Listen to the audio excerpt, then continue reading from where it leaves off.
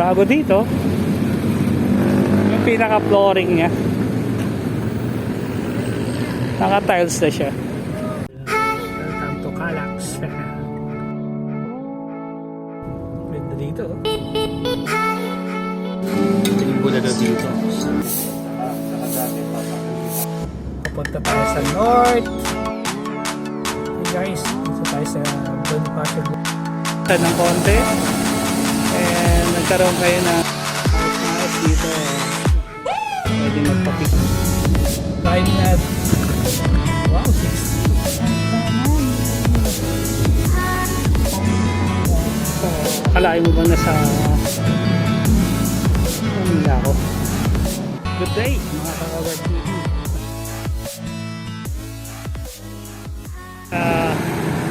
Balik tayo ulit.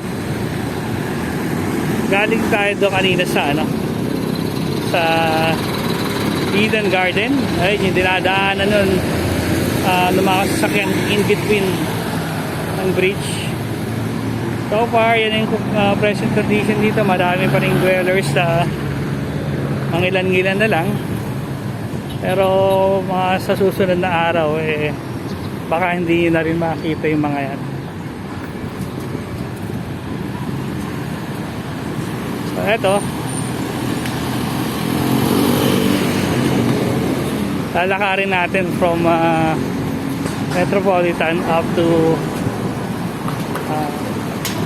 sa Gat Andas Bonifacio Shrine.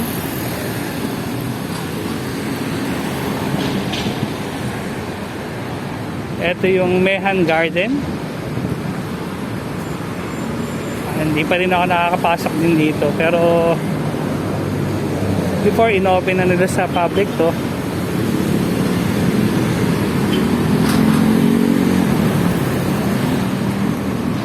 So ano ba yung saan ba malapit to? Ayan, matatanong nyo. Yan yung P.Burgos.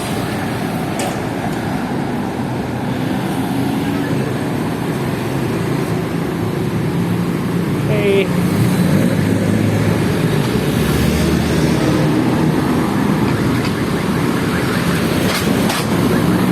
Oh, lakad-lakad lang. Makakapamasyal na rin kayo dito sa itong lugar na to. Actually, pasyalan naman talaga dati to Kaya lang medyo nagkaroon ng bad dito bad impression dahil din sa mga kakulangan ng security dito sa lugar na to. Pero based kay sa nag-design ng Metro Manila, yung pangalan niya yung Burnham. Naka-design talaga ang Manila as park. Iilan lang yung pwedeng tumira dito based sa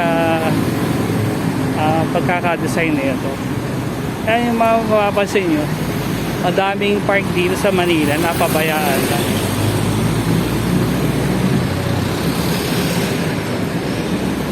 Okay guys, eto na. Nandito na tayo sa Gat Andas Bonifacio sa palagi kong pinipicture. Eto, update lang din ulit. Time now is siguro mga around 9:20 in the morning.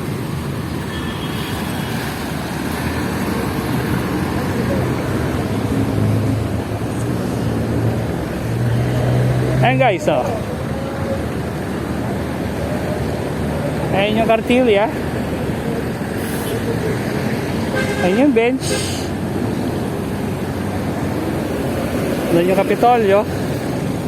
Pero so far sarado yung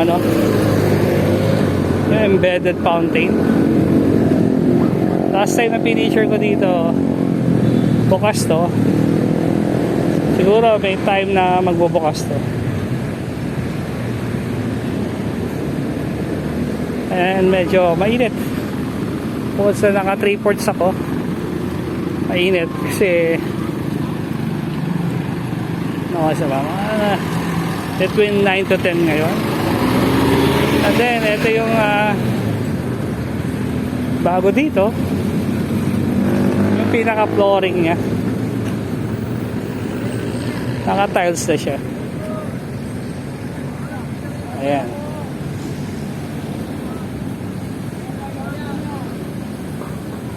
Yun yung bago dito. So before, asphalt siya. Ayun, ayan. Concrete na siya. So tuwing pupunta ako dito, laging may ginagawa. Actually, nakakatawa lang din. Tuloy-tuloy yung tuloy-tuloy yung construction dito.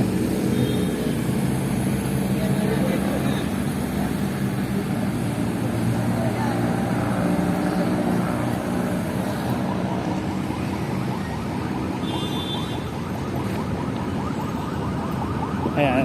So, ang kapal nung tinaas na itong lugar na to.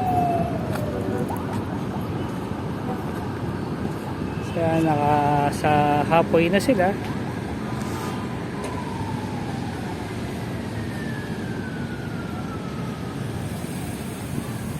So, less than 3 minutes lang paglalakad from kung nagpunta kayo sa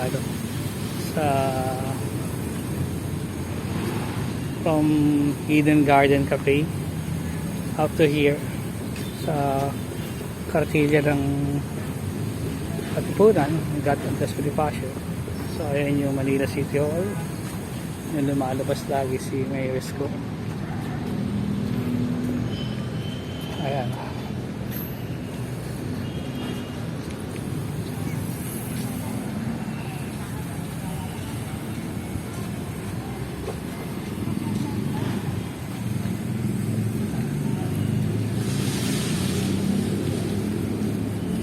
Guys, imagine niyo dati pag pumadaan ako dito,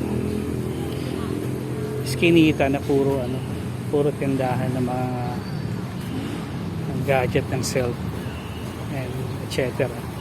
Then yung nakikita yun sa camera na yan, puro kainan yan. Ganyan dati ang itsura na ito, at saka iba na amoy dahil nababoy nga. Pero ngayon, tingnan nyo naman.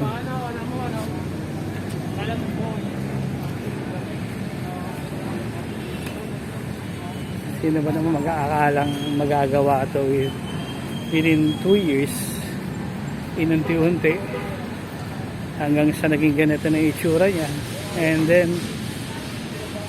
meron pa pala igaganda. Diba?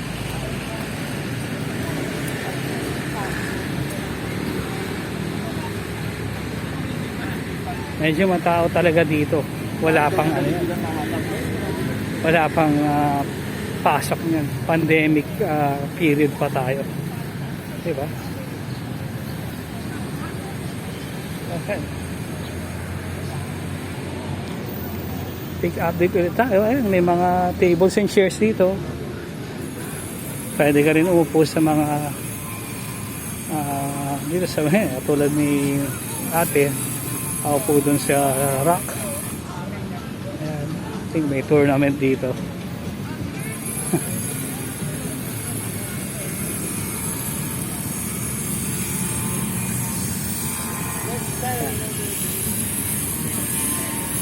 So itong part na to, ongoing po yung construction para sa concrete tiles.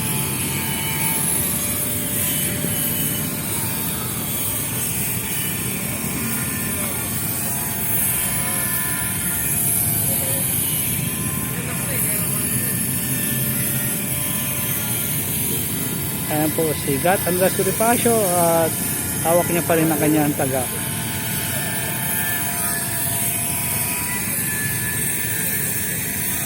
Ayan, may mga vloggers po tayo, nagre-rehearse dito.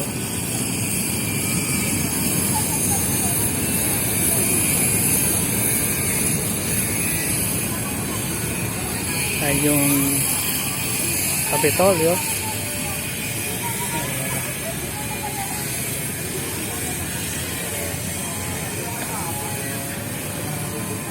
Meron tayong glass panel dito. Ayan po si Oriang, asawa ni Bonifacio.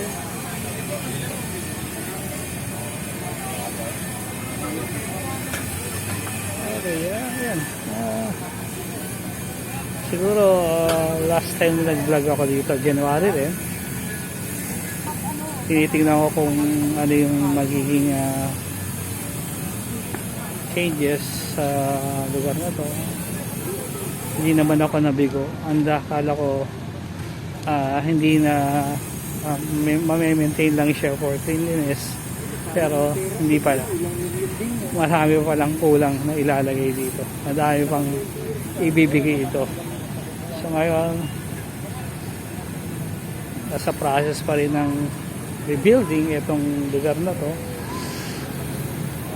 Titingnan natin kung ano pa yung magiging surprise ng City of Manila para dito sa garden na to. Cleanliness, good naman. Kahit na maraming tao,